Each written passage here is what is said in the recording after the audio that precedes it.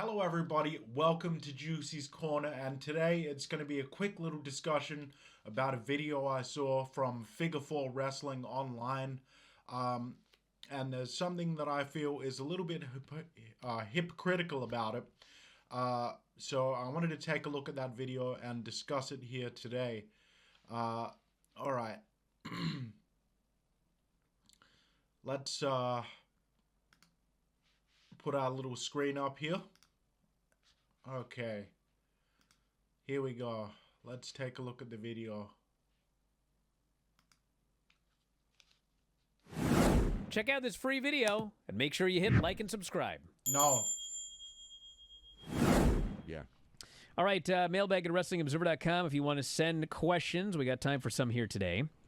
This person here says, SmackDown celebrating 25 years this year. Do you think it's possible we could see the return of Kevin Kelly? I mean, you never say never, but I'm not expecting it at all. I'd be very surprised. Now, this person here has a good question. Why is Odyssey Jones not being used since being drafted to Raw? Why do they do that? They've done that to a couple of people, actually. A lot of people. No, every year they do it to half a dozen people that don't. They may wrestle like 2 or 3 times the rest of the year. I mean, remember Zion Quinn and I don't think that guy ever wrestled in the maybe like once. He did 1 or 2 squashes. Von Wagner did like nothing and then got cut. But every year, I mean, Isla Dawn and Alba Fire did nothing for months and months and months. Now they're tag champs, but they did nothing with them for a long time. Every year they draft people. And Gable Steveson, I mean, you can go on the list. There's usually 5 or 6 every year that happens. Yeah, so yes and no to this. They are not wrong. WWE definitely does this annoying thing where they draft people up and you forget that they've even been drafted because they do nothing with them. Cameron Grimes, Dijak, people like that. Where I think they're going wrong with this little point they're making here is people like Zion Quinn weren't ready to be in that position. They didn't have it. They were cut because they weren't up to snuff. I think people like Gable Steveson as well. Gable Steveson obviously has no interest in wrestling. He's already been signed to the National Football League. So I think that that's kind of an unfair comparison because not everyone's going to be winners, but they are right in the fact that WWE does drop the ball with several people that they bring up and then do nothing with. Let's keep going. They're drafted and then they go in the witness protection program. This person here says, you mentioned that Shinsuke Nakamura has not been on TV, but has nothing to do with training UFC. Well, helping train UFC fighters. So where is he? Why is he gone? He's in the witness protection program, too. Okay, so another one. Yeah, the same. Okay, this is what I take issue with. All right. The video is titled, Triple H and Tony Khan are more similar than you think. Now they're getting to Shinsuke Nakamura, who hasn't been seen on TV for a while. The person asking the question mentioned that Brian and Dave had already dismissed Shinsuke helping train the UFC fighter for an upcoming fight as not being a reason why he has been away. It may not be a direct reason, but that is what he's doing while he's away. He's an older guy. They do use him occasionally. They used him in that program against Seth Rollins a while back. He's not going to be a guy that the company is building around. I don't think it's the same as people showing up on AEW and then just disappearing for months and months at a time. I mean, look, people try to say that like Triple H and Tony Khan are like opposites booking.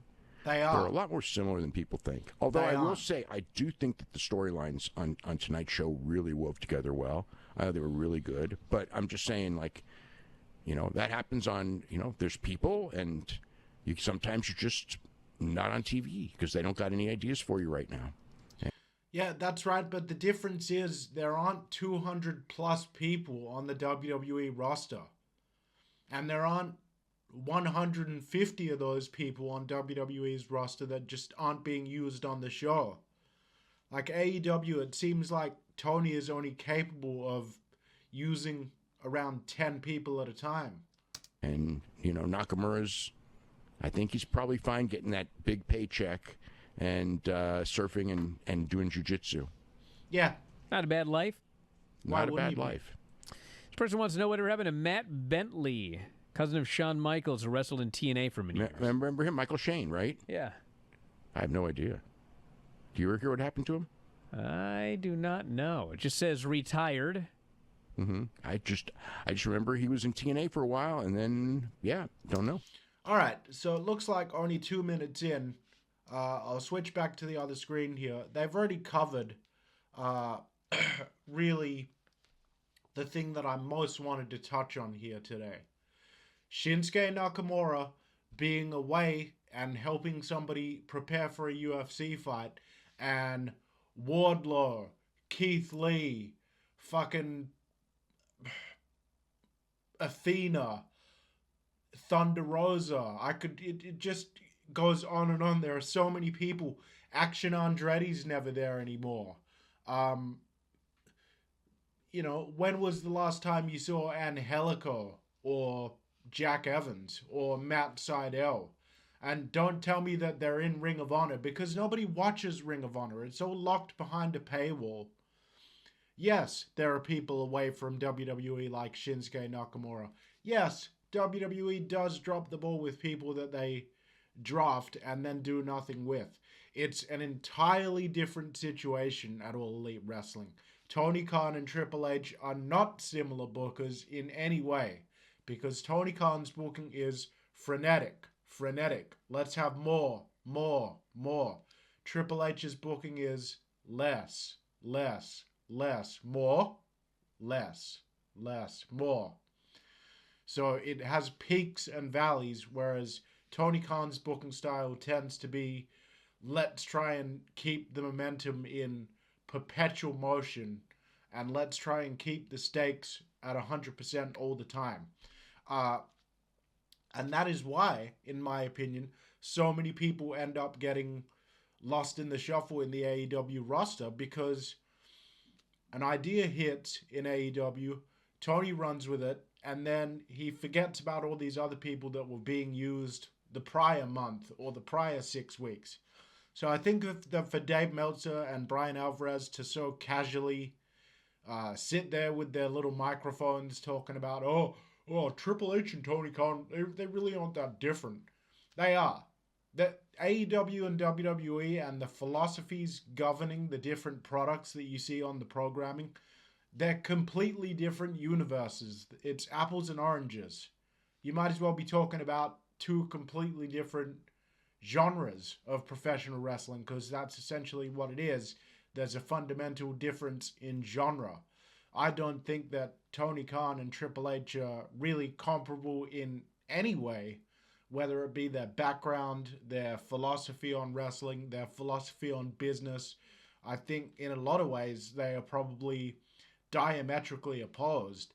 And, these guys, Meltzer and Alvarez, they're supposed to be seasoned broadcasters discussing professional wrestling, and they manage to oversimplify complex issues down to such a degree that they can say, oh, WWE's had Shinsuke Nakamura, who's not been on TV for a while.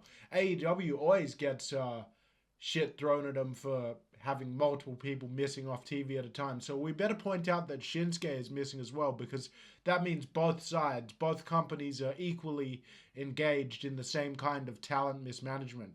That is not how it works, brother. Anyway, that's been Joosey's Corner for today. I am Jooseyboy. Let me know in the comments below what you think. Please like, comment, and subscribe, and make sure also to like, comment, and subscribe to our sister channel, Slam Society Extra. That's extra with an X. And until next time here on Joosey's Corner, I'll see you down the road.